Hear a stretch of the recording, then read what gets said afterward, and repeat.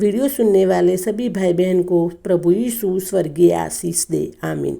परमेश्वर के लोगों, बाइबल में अय्यूब की किताब उसका 33 अध्याय और 15 से लेकर 18 तक आयत में बताया है कि स्वप्न में या रात को हम हुए दर्शन में जब मनुष्य घोर निद्रा में पड़ा होता है, सोता है बिछौने में अपने, सोते समय तब वह मनुष्य के कान खोलता है, परमेश्वर कान खोलता है और उनकी शिक्षा पर मोहर लगाता है, जिससे वह मनुष्य को उसके संकल्प में रोके और गर्व को मनुष्य में से दूर करे, गर्व को, अभिमान को मनुष्य में से दूर करे। यह उसके प्राण को गड्ढे से बचाता है और उसके जीवन को खड़ग की मार से बचाता है। परमेश्वर के लोगों, बाइबल में अय्यूब की किताब में बताया है कि हमें स्वप्न आते हैं, क्यों आते हैं, हम स्वप्न में कैसे सपने आते हैं और परमेश्वर स्वप्न के बारे में कैसे बात करते हैं। और ये जरूरी नहीं कि जो आया स्वप्न परमेश्वर की ओर से हो। एग्जाम्पल के तौर पे हम देखेंगे कि 1 साल पहले एक बहन ने बताया कि मुझे सपना देखा मैंने कि मैं शादीशुदा हूँ, 2 बच्चे, बड़े बड़े बच्चे भी हैं, लेकिन फिर भी ऐसा स्वप्न देखा कि दोबारा मेरी शादी हो रही है। और वो खुश तो थी। ज़रूरी नहीं है कि हर सपना का अर्थ ज़रूरी नहीं है कि हर सपना पूरा हो। उस बहन की वापिस से शादी होने वाली हो, बड़े बच्चे होने के बावजूद साइंटिस्ट का दावा है कि कई लोग स्वप्न नहीं देखते, लेकिन हाँ, स्वप्न आना भी परमेश्वर का अनुग्रह होता है। परमेश्वर के लोगों, अय्यूब की किताब में लिखा है कि जब मनुष्य घोर निद्रा में होता है, यानी डीप स्लीप में होता है, तब परमेश्वर मनुष्य के कान खोलता है। कान कैसे खुलते हैं वो हम आगे समझेंगे। मनुष्य जब घोर निद्रा में होता है तब परमेश्वर उनका कान खोलता है, उनकी शिक्षा में मोहर लगाता है। मोहर कैसे लगाता है परमेश्वर मनुष्य के अपने जीवन में, कौन सा मार्ग पसंद करना है उसके बारे में मनुष्य को परमेश्वर बताता है। मनुष्य को कौन सा मार्ग पसंद करना है वो बात परमेश्वर मनुष्य को स्वप्न के द्वारा बताते हैं। परमेश्वर का वचन हमारे पास है, परमेश्वर का वचन हमारी अगुवाई करता है, तब हम अपनी बात अपने वचन के द्वारा नहीं समझते, तब परमेश्वर हमको स्वप्न के द्वारा बताने का प्रयास करते हैं। जब हम अपनी बात क्या करो, हमको आगे क्या करना है वो पता नहीं चलता है, तो परमेश्वर हमको स्वप्न के द्वारा बताने का कोशिश करते हैं। परमेश्वर मनुष्य को स्वप्न के माध्यम से उसके संकल्प को रोके, यानी कि जिस गलत बात करने के उसने ठान ली है, वो मेरे को ये काम करना है ऐसे ठान लिया है, तो वो भी परमेश्वर रोके। कभी कभी ऐसा होता है कि हमने गलत बात करने के लिए ठान ली है, लेकिन वो परमेश्वर नहीं चाहता है कि वो बात हो, तो कभी कभी परमेश्वर हमको सपने के बारे में वो गलत बात करने के लिए रोकता है। कैसे रोकता है वो आगे हम देखेंगे। और उस बात को हम समझ नहीं पाते हैं। हाँ, उस बात को हम परमेश्वर हमको समझाते हैं, वो बात हम समझ नहीं पाते हैं, तो हमको परमेश्वर समझाता है। मनुष्य को सही रास्ते में लाने की बात करता है। तुम्हारे लिए ये बात गलत है, गलत बात में आगे चलोगे तो तुम्हारा ऐसा हो जाएगा, तुम्हारा गलत होगा। हाँ, परमेश्वर हमको सही रास्ते में लाने के लिए सपनों के द्वारा बताते हैं और बताते हैं कि अगर तुम गलत काम करोगे, ये काम करोगे तो तुम्हारा ऐसा हो जाएगा, तुम्हारा वैसा हो जाएगा। और ये सब बातें हमें सपनों के माध्यम से सही रास्ता बता देता है। हाँ, परमेश्वर के लोगों, यहाँ पर परमेश्वर भविष्य में क्या करने वाला होता है वो भी हमें बता देता है। एग्जाम्पल के तौर पे देखेंगे कि बाइबल में मत्ती रचित सुसमाचार में 2 अध्याय में कुछ ज्योतिष के बारे में बताया गया है, जो यीशु मसीह को दंडवत करने आए थे, उनको भेजा है। दंडवत करने आए थे, उनको भेजा है, तब वो ज्योतिष यीशु मसीह से मिलते हैं, उनको दंडवत करते हैं, यीशु को उपहार देते हैं, उनको पेट चढ़ाते हैं। उसके बाद वो लिखा है कि सपने में भी चेतावनी पाकर, हाँ, उनको सपनों में चेतावनी भी मिली थी, तो चेतावनी पाकर वो लोग हेरोदेस के पास नहीं जाना चाहते थे और हेरोदेस के पास वो फिर से ना गए, ना जाना चाहे, और फिर से वो दूसरे मार्ग से सो हेरोदेस के पास नहीं गए। और हेरोदेस उनको मार डालता जब उनको सब सूचना प्रदान करते, तो हेरोदेस उनको मार डालता। इसी प्रकार परमेश्वर मनुष्य के संकल्प को रोकते हैं। हेरोदेस को पता चलता तो वो मार डालते, लेकिन परमेश्वर ने सपनों के द्वारा बताया कि वो हेरोदेस के पास ना जाए, लेकिन दूसरे मार्ग से अपने घर जाए। तो इस तरह परमेश्वर स्वप्नों के द्वारा भी गलत काम करना रोकते हैं, हमारे गलत संकल्प को रोकते हैं। हाँ, वो लोग हेरोदेस के पास जाते, और जाते ही क्यों नहीं जाते, क्योंकि राजा की आज्ञा थी, लेकिन परमेश्वर ने ज्योतिषियों के द्वारा उनको दूसरे मार्ग से अपने घर भेज दिया था। यहाँ पर ये बात बताई है कि परमेश्वर मनुष्य के कान खोलता है गहरी निंद्रा में जब मनुष्य होता है, जब उसके बाद में उनको शिक्षा देते हैं, उनको सूचना देते हैं कि अब आपको क्या करना है। उस संकल्प को रोकता है जो उसने उस काम करने की ठान ली है, और जो गलत है उससे परमेश्वर को उनको रोकता है। और आगे लिखा है कि परमेश्वर उनको खतरे की चेतावनी भी देता है। परमेश्वर उनको कब्र में जाने से भी बचा लेता है, मनुष्य के जीवन का नाश होने से भी बचा लेता है। अब मैं एग्जाम्पल के तौर पे देखेंगे, बाइबल में मत्ती की किताब में 2 अध्याय में बताया है कि प्रभु यीशु के पालक पिता यूसुफ को, प्रभु यीशु के पालक पिता यूसुफ को स्वप्न में चेतावनी दी गई थी कि इस बालक को और उसकी माँ को लेकर मिस्र देश में लेके चला जा। इसलिए परमेश्वर कभी कभी हमको खतरों की चेतावनी भी सपनों के माध्यम से बताता है, जैसे यूसुफ को बताई, प्रभु यीशु के पालक पिता को बताई स्वप्नों में के मरियम को और प्रभु यीशु को, बालक को और उसकी माँ को लेकर मिस्र देश में चला जा, और ऐसे यूसुफ चले गए थे। दर्शनों के माध्यम से भी हमको ये सब बातें प्रदान करते हैं। और परमेश्वर बहुत खूबसूरत संसार बना कर दिया है, उनको स्वप्न कहते हैं, ड्रीम्स कहते हैं, विज़न भी कहा जाता है। बाइबल में योएल की किताब 2 अध्याय 28 वचन में कहता है कि योएल ने भविष्यवाणी के तौर पर अपनी किताब में बताया था कि अंत के दिनों में ये स्वप्न जो है उसकी फ्रीक्वेंसी यानी उसकी तादाद बहुत ज़्यादा बढ़ जाएगी। तुम्हारे जवान दर्शन देखेंगे, स्वप्न देखेंगे, दास दासियों पर अपना आत्मा उंडेलूंगा, और तुम्हारे बुजुर्ग जो है वो स्वप्न देखेंगे। स्वप्न क्यों देखेंगे तो होने जो जा रहा है उसको पहले से ही देख लेंगे। सपनों में जो होने जा रहा है उसको पहले से ही हम देख लेंगे। उसको हम भविष्यवाणी सपना भी कहते हैं, भविष्य सूचक सपना भी हम कहते हैं। इस बात की भविष्यवाणी परमेश्वर के वचन में दी हुई है। स्वप्न आने की तादाद जो है हद से ज़्यादा अंत के दिनों में बढ़ जाएगी, जो यहाँ अय्यूब की किताब से स्वप्न आने की जो हद से ज़्यादा बढ़ जाएगी वो यहाँ पर अय्यूब की किताब में हमारे सामने आया है। स्वप्न आखिर आते क्यों हैं ये हम देखेंगे कि सभोपदेशक पवित्र शास्त्र बाइबल में सभोपदेशक उसका 5वां अध्याय और 3 आयत में पहले प्रकार के स्वप्न के बारे में बताया है। जैसे कार्य की अधिकता के कारण स्वप्न देखते हैं। जब हम पूरे दिन एक ही व्यक्ति के साथ रहते हैं, पूरे दिन एक ही कार्य करते हैं, एक ही व्यक्ति के बारे में एक ही कार्य के बारे में सोचते हैं, तो रात को स्वप्न में भी वही आपको दिखाई देता है। एक ही काम करते हैं, ज़्यादा से ज़्यादा एक ही व्यक्ति से मिलते हैं, तो हमको कभी कभी वही सपने में दिखाई देता है, लेकिन ये व्यर्थ है। यहाँ बताया है जो चीज़ के बारे में बताया गया है उसी चीज़ को स्वप्न के साथ देखते हो तो इनको इमेजिनरी पिक्चर के माध्यम से बारे में बताया हुआ है।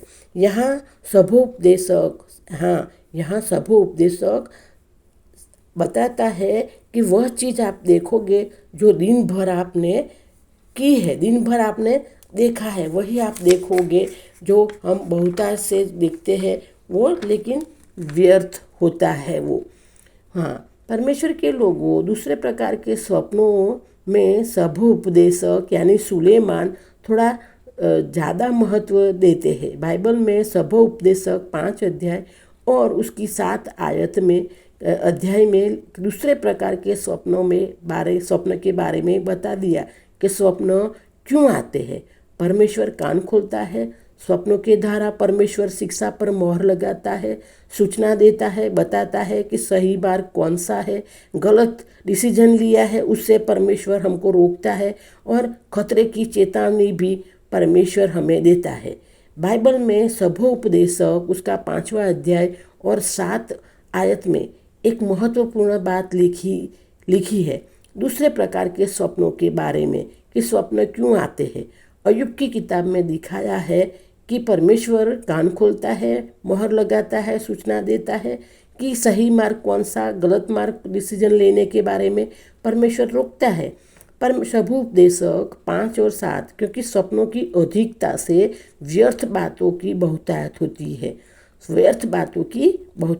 है, परंतु परमेश्वर का भय मानना है हमें।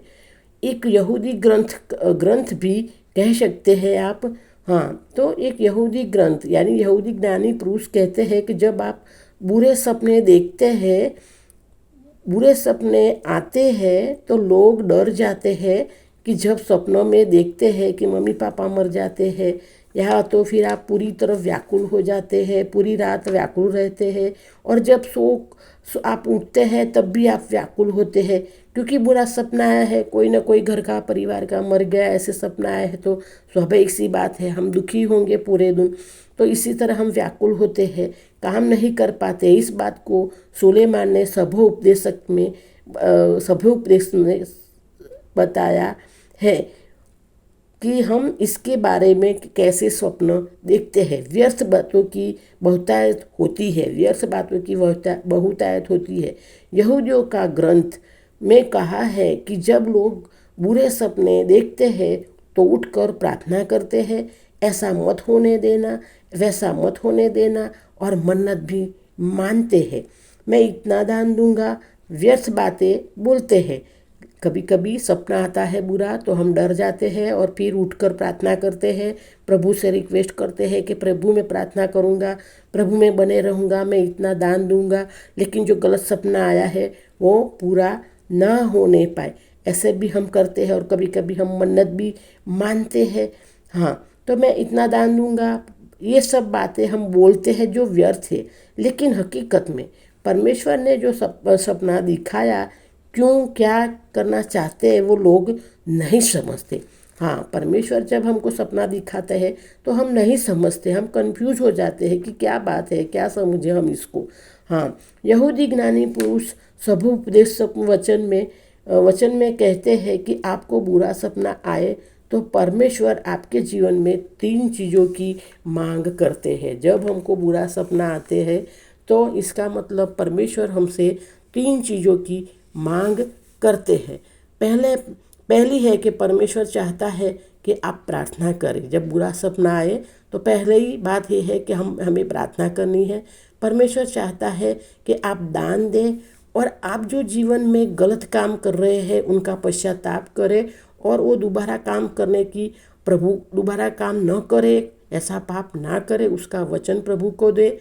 और ये 3 काम परमेश्वर आपसे चाहते हैं, इसीलिए आपको बुरे सपने आते हैं।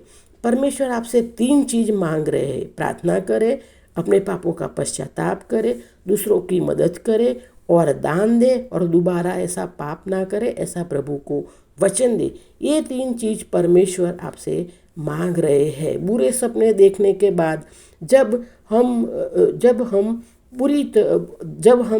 पे ये सब काम करते हैं, जब हम ये सब काम करते, प्रार्थना करते, दान करते हैं, हाँ, और पश्चाताप करते हैं, तो बुरी आज्ञा जो हमारे खिलाफ निकल चुकी है, हमारे विरोध में जो निकल चुकी है, बुरे सपने देखने के बाद हम ये 3 काम करते हैं, तो हमारे खिलाफ जो परमेश्वर ने आज्ञा निकाली है, तो वो भी, उसकी भी माफ़ी हो जाती है। परमेश्वर हमको माफ़ करता है। जब हम बुरा सपना आता है तो हम परमेश्वर से प्रार्थना करते हैं और परमेश्वर को गलत काम ना करने का वचन देते हैं, पापों का पश्चाताप करते हैं, दान करते हैं, दूसरों की मदद करते हैं, तो परमेश्वर हमारी ये सब काम देखकर जो हमारे खिलाफ कोई बुरी आज्ञा निकाली है, तो हम हमारा ये काम देखकर परमेश्वर हमको माफ़ करते हैं, माफ़ी हमको देते हैं। तो हमको जब बुरा सपना आए तो ये काम हमें करने चाहिए। हमारे अलावा 2 संसार और भी है। हाँ, हमारे अलावा 2 संसार और भी है जो अपने आँखों से देखते हैं, वो, और दूसरा ज्योति का संसार, परमेश्वर का संसार, जहाँ पर परमेश्वर है, और एक संसार अंधकार का। हाँ, एक अंधकार का साम्राज्य है। हम सपने देखते हैं तो हम सपनों के माध्यम से स्पिरिट वर्ल्ड में चले जाते हैं। हाँ, स्पिरिट वर्ल्ड में हम चले जाते हैं सपनों के माध्यम से, और उस ज्योति वाले संसार को देखकर आते हैं, या तो फिर हम अंधकार का संसार में होके कुछ देखकर अंधकार के संसार में जाके कुछ देखकर आते हैं। अंधकार के संसार में जाकर आते हैं, कुछ ऐसा देखकर तो हम डर जाते हैं और हमें कुछ समझ नहीं आता। हमें बुरे सपने आते हैं, तो हम अपने जीवन में बदलाव करें। हाँ, अगर वो हमारे जीवन में बदलाव करें, अगर हमको बुरा सपना आया तो हमारे जीवन में बदलाव करें, हमें पाप न करें, और हमको पता है हम कहाँ गलत है। हम सब जानते हैं कि हम कौन सा पाप करते हैं, हम कहाँ पर गलत है, तो वो, और जो गलत है उसको छोड़ने की ज़रूरत है। हमारे जीवन में जो हम गलत काम कर रहे हैं, जो पाप कर रहे हैं, हम सोचते हैं कोई नहीं देखता, लेकिन परमेश्वर तो देखता है। तो वो गलत काम करने की, गलत पाप की आदत है, उसको छोड़ने की हमको ज़रूरत है, और हमें सही रास्ते में आने की भी ज़रूरत है। हमको प्रभु के, परमेश्वर के मार्ग में चलने की, सही रास्ते में चलने की ज़रूरत है। पहला सपना होता है, और वो बेकार का सपना है जो दिन भर आप सोचते हैं। हाँ, जो पहला सपना है वो दिन भर आप जो सोचते हैं, किसी व्यक्ति के साथ रहते हैं तो उसी के बारे में सपना आपको आते हैं। साथ ही कुछ सपने जो परमेश्वर हमें देता है। हाँ, कभी कभी परमेश्वर की ओर से भी हमको सपने आते, ताकि हम अपने जीवन में बदलाव करें और परमेश्वर का दिशा निर्देश को आपको मानना है। परमेश्वर का दिशा निर्देश हमको मानना है। परमेश्वर के लोगों, हम यहाँ एक एग्जाम्पल देखेंगे कि इस्राएल में 1517 में इस्राएल देश ऊपर एक तुर्की सुल्तान था जिसका नाम था सुलेमान। पूरे इस्राएल पर और यरूशलेम पर अधिकार सुल्तान ने कर लिया था। पूरा तुर्क साम्राज्य आ गया था। 1517 में वो सुल्तान जब रात को सो रहा था तो उसने देखा कि सपने में उसके पीछे शेर भाग रहे हैं, और वो अपनी जान बचाकर वो आगे भाग रहा है, और उनके पीछे बहुत सारे शेर भाग रहे हैं, और अंत में सारे शेरों ने मिलकर उस सुल्तान को पकड़ लिया। अंत में सारे शेरों ने वह सुल्तान को पकड़ लिया, और सारे शेर सुल्तान को खरोच रहे हैं, सुल्तान को खरोच कर फाड़ कर खा रहे थे। वो सुल्तान बचने के लिए जोर जोर से चिल्लाता रहा था।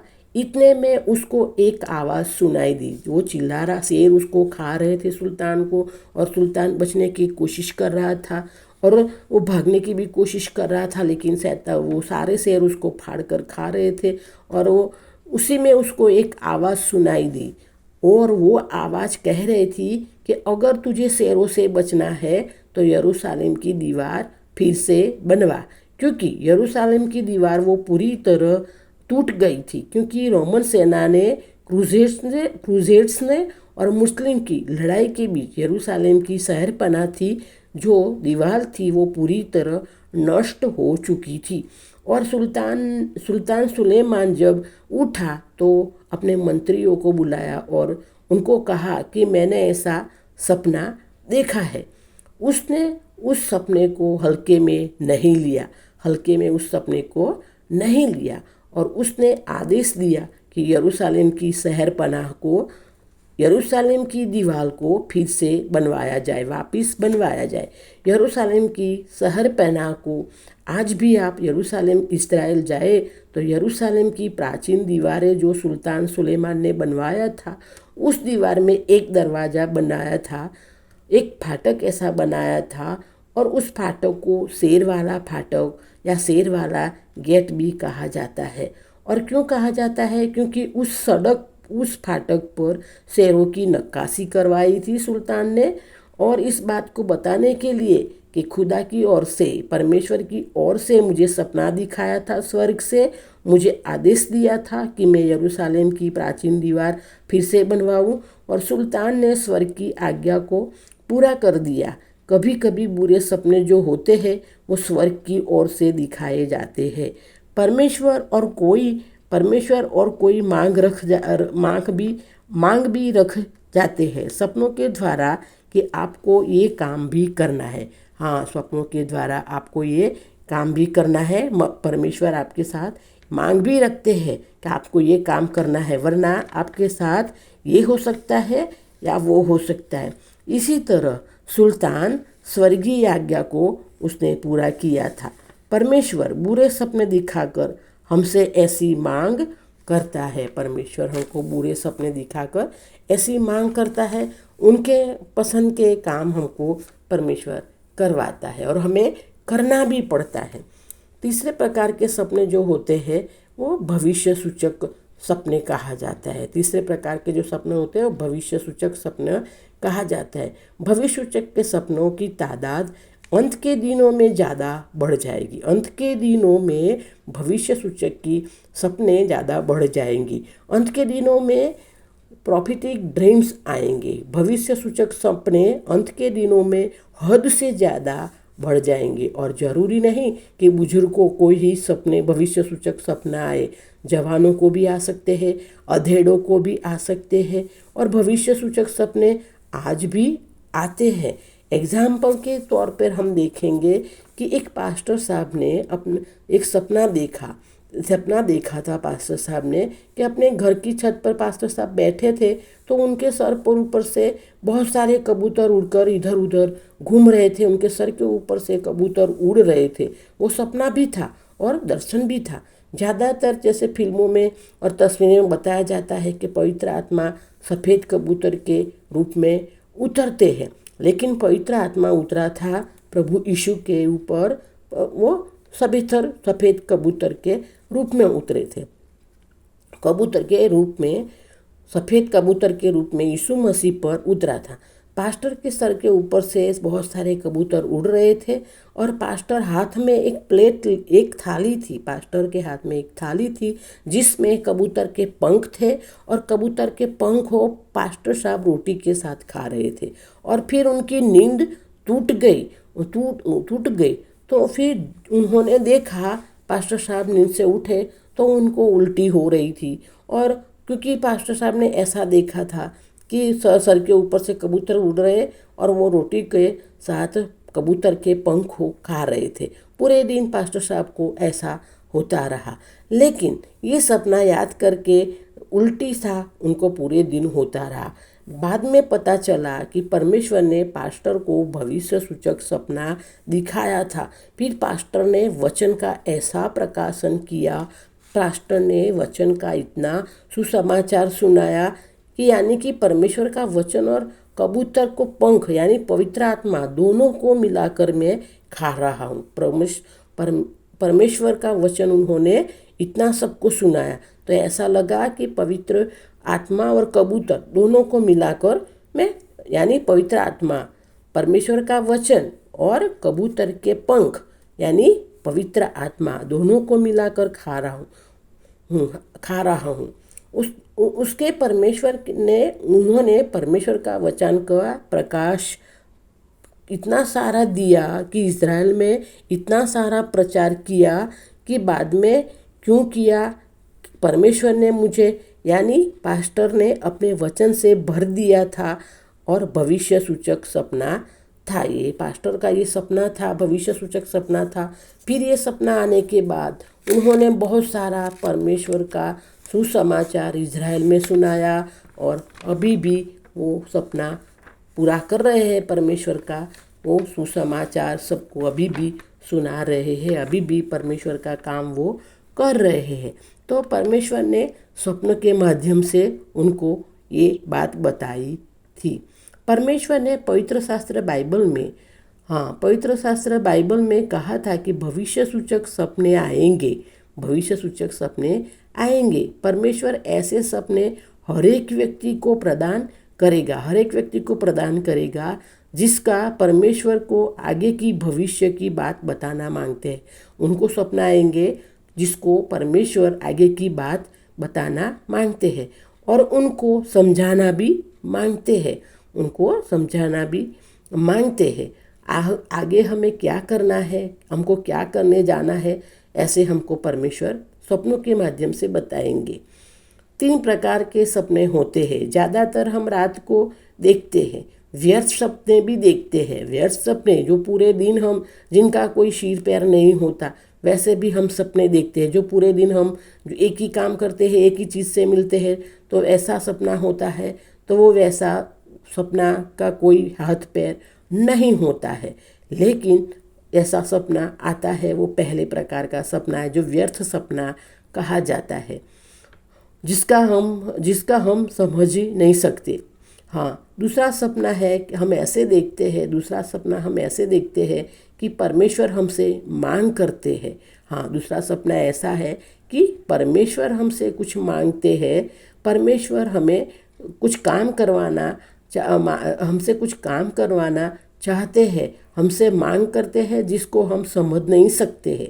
और फिर तीसरे प्रकार का सपना जो है वह भविष्य सूचक सपने होते हैं, जो भविष्य में क्या होने जा रहा है वो परमेश्वर आपको पहले से ही बता देते हैं। भविष्य में क्या होने जा रहा है, आपको भविष्य के रिलेटेड, भविष्य के जुड़ा हुआ क्या होने जा रहा है, वो आपको परमेश्वर बता देते हैं।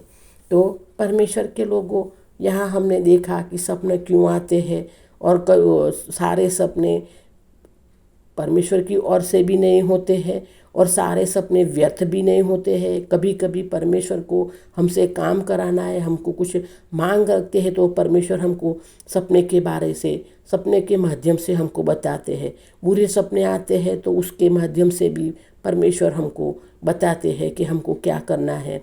तो परमेश्वर के लोगों, ये है सपना का पहला भाग। बाइबल में बताया है, उसी हिसाब से मैंने थोड़ा अब बताया है। ये पहला भाग है, सपनों में बाइबल क्या बताती है उसका पहला भाग है, और दूसरे भाग में बताऊंगी। इसका आधा भाग मैं दूसरे भाग में बताऊंगी। तो परमेश्वर के लोगों, जब सपने आते हैं तो आप इसी हिसाब मैंने बताया, उसी हिसाब से आप परमेश्वर के अधीन हो जाइए। बुरे सपने आइए तो समझने की कोशिश करें कि प्रभु हमको हमारे जीवन में क्या बदलाव करना चाहते हैं, परमेश्वर हमसे क्या मांगते हैं, ये हमको सोचना चाहिए। डरना घबराना बिल्कुल भी नहीं है। तो परमेश्वर के लोगों, वीडियो अच्छा लगा है तो सब्सक्राइब करना, शेयर करना, लाइक करना, दूसरों को बताना। प्रभु सबकी आशीष देते। प्रभु, मैं आप सबके लिए प्रेयर करती हूँ। प्रभु यीशु जिंदा परमेश्वर है, जीवित परमेश्वर है, और उन्होंने हमारे लिए सालों पहले अपने बलिदान दे दिया ताकि हम प्रभु में बने रहे और हमारा उद्धार हो, हमारा पापों की माफ़ी हो और हमको अनंत जीवन मिले। वो प्रभु यीशु के द्वारा परमेश्वर पिता यहोवा देव से मांगते हैं कि प्रभु ये वचन हमको समझने के लिए सहाय और मदद करे, हमको अपनी संतान बनाए और अपने महिमा के लिए इस्तेमाल करे, हमको प्रभु के मार्ग में चलाए और हमको सारी सुख शांति और समृद्धि दे। हम सब पर, हमारे नाती पोती पर, हम सब पर प्रभु की दया कृपा, प्रभु का स्वर्गीय आशीष, प्रभु का अनुग्रह अभी से लेकर हमेशा के लिए, सदाकाल के लिए बहता रहे और हमको सुख शांति प्रदान करे। हमारी प्रभु इच्छा योजना है जो प्रभु यीशु में इच्छा योजना हमारी पूरी हो। हमारी सारी मांगे प्रभु ने मान ली है। प्रभु हमको उनकी इच्छा के अनुसार पूरा करके देंगे। प्रभु यीशु से न मांगते हैं और प्रभु यीशु ने हमारी ये विनती सुनकर हमको जवाब दिया है, तब प्रभु का धन्यवाद करते हैं। आमीन। धन्यवाद। प्रभु यीशु की दासी वासंती।